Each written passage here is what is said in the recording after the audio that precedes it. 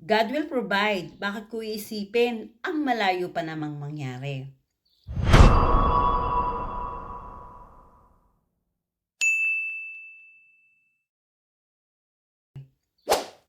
Alam mo yung linyang hindi ko naiisipin yan?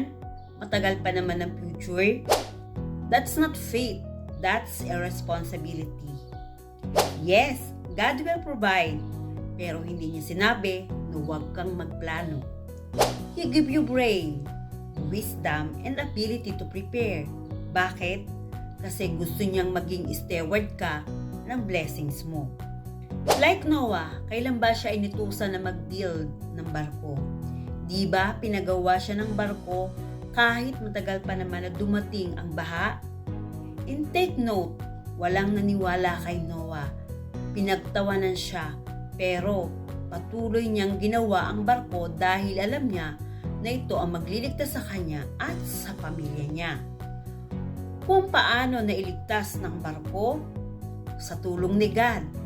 Pero syempre, bago yung tulong ni God, kumilos muna si Noah.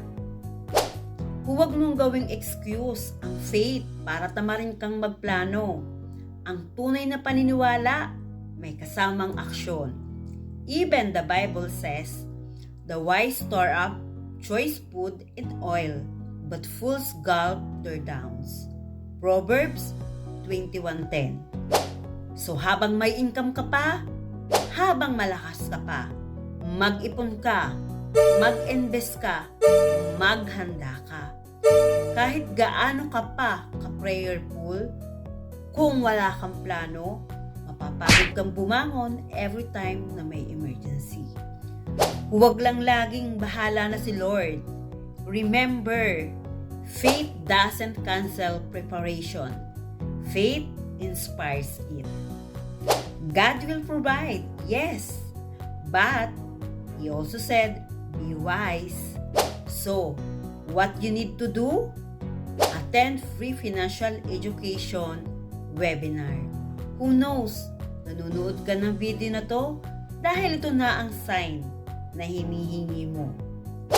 Send me a message for more details.